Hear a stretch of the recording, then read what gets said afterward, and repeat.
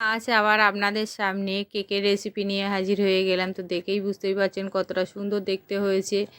আর এটা কিভাবে সহজে ঘরে আমি বানিয়েছি সেটা আপনাদের সঙ্গে শেয়ার করব।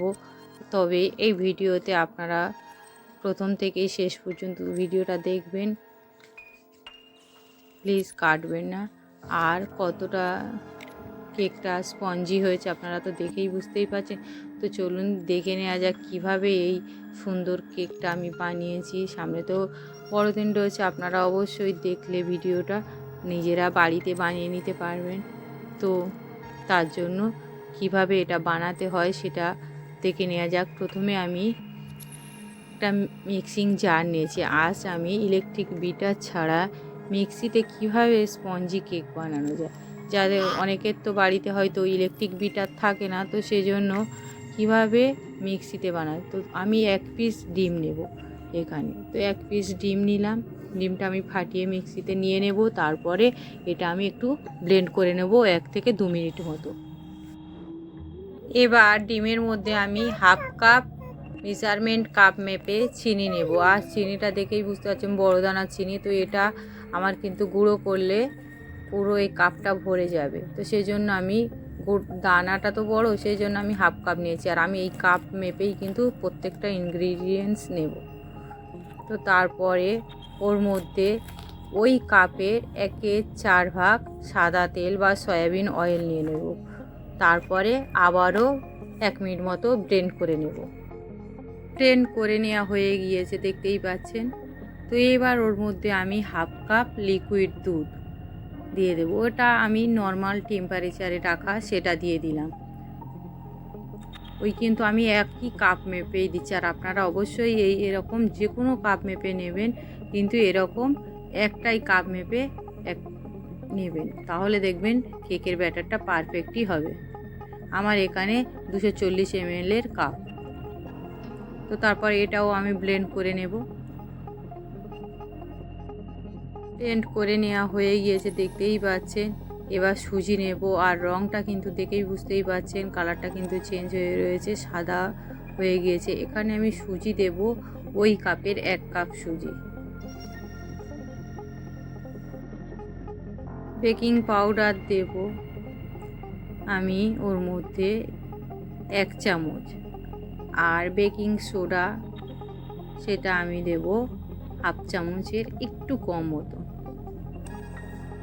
আর ভ্যানিলা এসেন্স দেব এখানে আমি 1 চামচ মতো। তারপরে আবার 1 মিনিট মতো ব্লেন্ড করে নেব মিক্সিতে। এরপর আমি ওর মধ্যে 1/4 ভাগ ময়দা নেব ওই কাপ মেপে।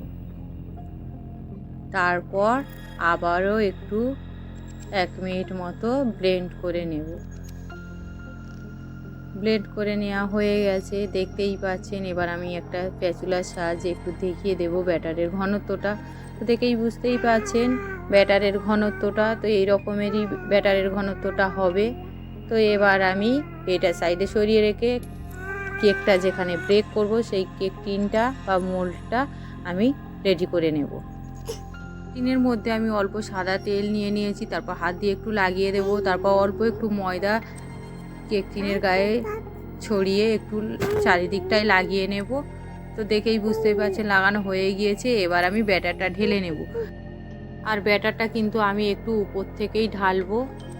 তো পুরো ব্যাটারটা আমার এখানে নেওয়া হয়ে গিয়েছে। এবার আমি কেক টিনটা ধরে 4 থেকে 5 বার মতো এইরকম ট্যাপ করে নেব। নেওয়া হয়ে গিয়েছে। এবার একটা টুথপিকের সাহায্যে একটু ভালো করে ব্যাটারে একটু এইভাবে একটু ঘেঁটে দেব। তারপর তার যাতে কোনো ওর মধ্যে বাতাস বা বাবলস ক্রিয়েট না হয় সেজন্য। এরপরে আমি কিছু টুটি ফুটি দিয়ে উপরে সাজিয়ে দেব। এইভাবে সাজিয়ে দেওয়া হয়ে গেলে এটা আমি সাইডে সরিয়ে রেখে দেব। তারপর আমি এবার আমি কেকটা বেক করব। তার জন্য কড়াই বসিয়ে দিয়েছি গ্যাস অন করে। আর 5 মিনিটের জন্য কড়াইটা আমি প্রিহিট করে নেব।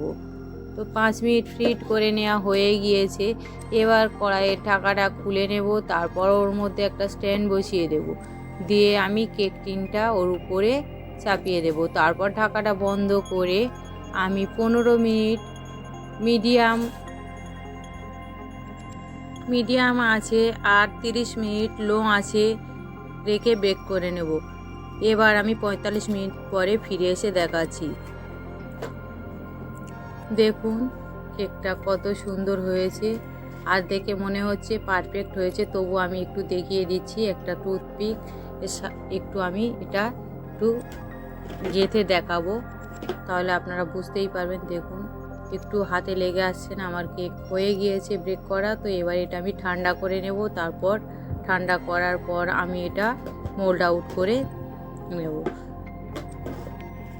তো মোল্ড আউট করার জন্য একটু চারিদিক দিয়ে কেকের একটু গাটা একটু ছুরির সাহায্যে একটু এইভাবে একটু করে নেব। তারপরে প্লেটে বসিয়ে একটু হালকা 2-4 ঘা একটু ট্যাপ করলে অটোমেটিক বের হয়ে আসবে। তো দেখুন দেখতে কতটা সুন্দর হয়েছে। এবার আমি এটা কেটে দেখাবো, দেখেই বুঝতেই পাচ্ছেন কতটা স্পঞ্জি হয়েছে। আর এইভাবে আপনারা অবশ্যই, সামনে বড়দিন রয়েছে, বাড়িতে সুজির স্পঞ্জি কেক বানিয়ে নিতেই পারেন। আর এই কেকের রেসিপিটা কেমন হলো সেটা আমাকে কমেন্ট করে জানাবেন। আমার এই রেসিপিটা যদি ভালো লাগে তাহলে আমার চ্যানেলকে লাইক, কমেন্ট, শেয়ার ও সাবস্ক্রাইব করে পাশে থাকা বেল আইকন প্রেস করে দেবেন, যাতে আমি পরবর্তী ভিডিও দেওয়ার সঙ্গে সঙ্গে আপনারা প্রথমেই দেখতে পান। সবাই ভালো থাকবেন, সুস্থ থাকবেন। ধন্যবাদ সবাইকে।